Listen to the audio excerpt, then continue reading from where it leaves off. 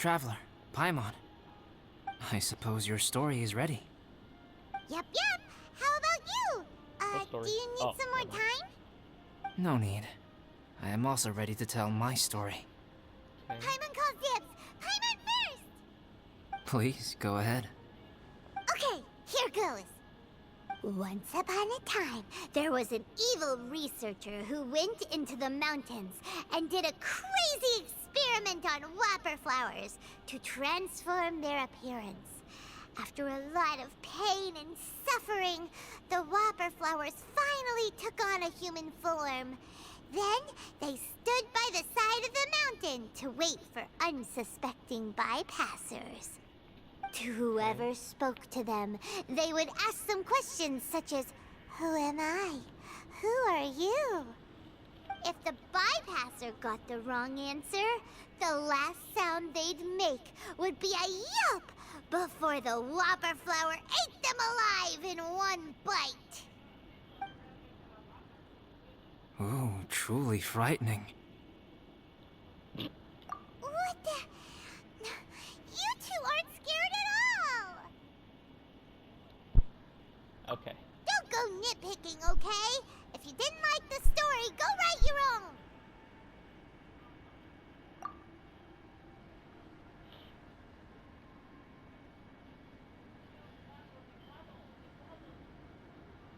In other words, the whopper flowers would ambush and then completely replace their victims.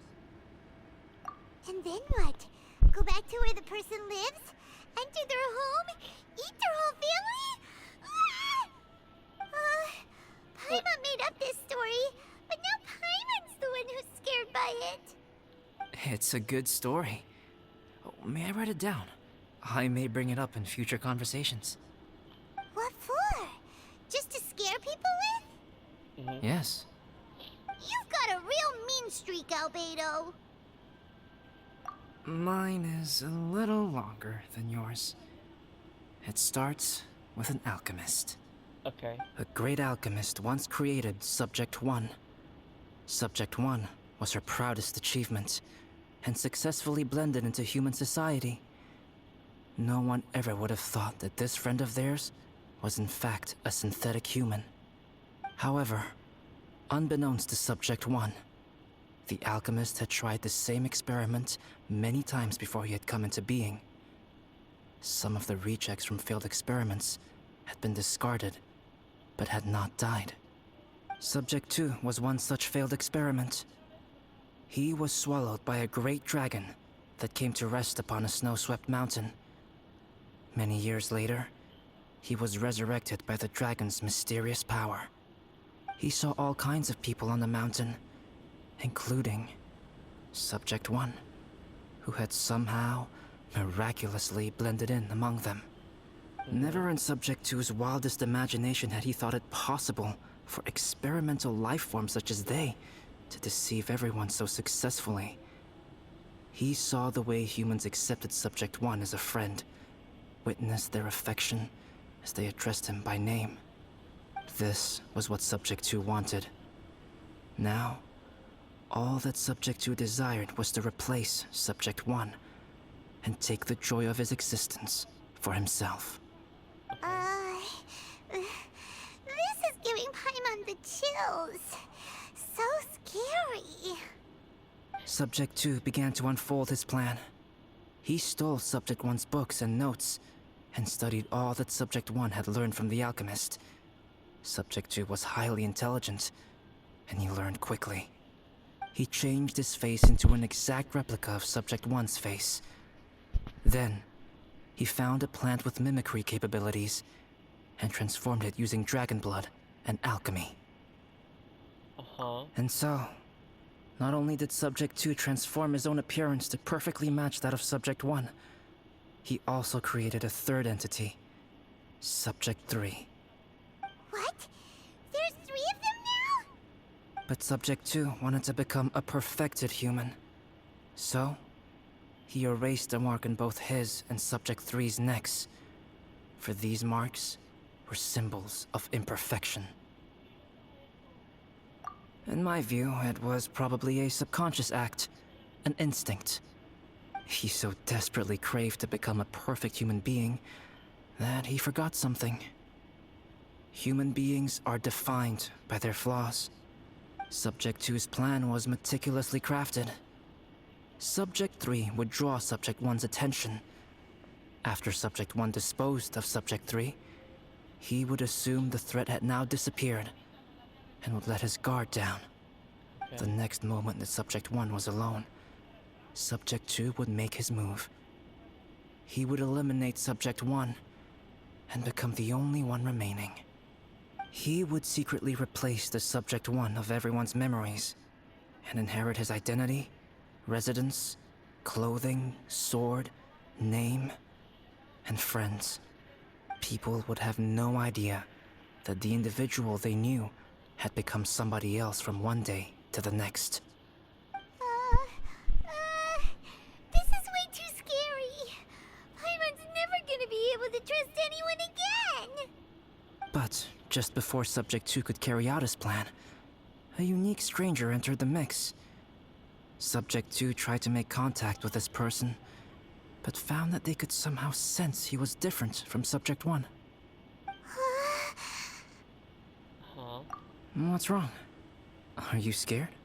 No. What happened then? What happened to the stranger? He became a new stage in Subject 2's plan.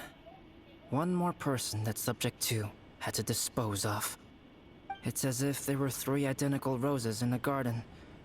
Only one of the 3 was a fine specimen, while the other 2 were defective specimens that bore poisonous thorns. In all the world, only the gardener who tended to them could tell which was the good specimen. People do not like poisonous plants. Only a perfect rose can fetch a high price. If the inferior specimens wanted to conceal the fact of their worthlessness, they would have to take the gardener out of the picture, using their poisonous thorns. This is exactly what Subject 2 was thinking. So, he hid in the shadows and waited patiently.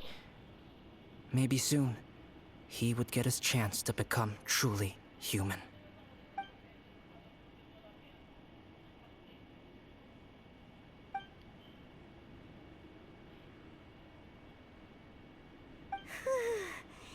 That was intense! So what happened after that? Did Subject 2's plan succeed? Paimon can't bear thinking about it. Fortunately, it is just a story. And even in this story, Subject 2 did not succeed. But you can never let your guard down on Dragonspine. Monsters mutated with Durin's power and blood are also creatures of Rhine-Daughter, just like me. You must beware of all such creatures. I'm glad to hear that. It's okay. I know what I am.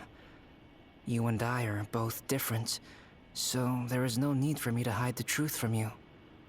The only thing is that sometimes, when I think about how mighty the power of alchemy is, I feel so small. As beings who set foot in this world, how arrogant are we in desiring to control our destiny and in desiring to create? Is creation an arrogant act, traveler? If not, why do we call the ones that created us and control us gods? If it is, then what qualifies us to call ourselves creators? How far must we take our reverence and respect, and what purpose does it serve? Nothing special, but whenever I think about it, I feel a twinge of grief. Poor Albedo. Hello? Traveler, are you here? Hey, is that Amber? Thought we might find you here. We're here to deliver a message from Cyrus. There's Jesus gonna be a Christ. big event down at the base camp, and they want you there too, Traveler. Winter camp is nearing its end. Apparently, even provisional instructors are required to attend. Looks like we need to go, Albedo. Bye for now. Then I won't keep you. I have some things to attend to here, so forgive me for not seeing you down. Don't worry about it.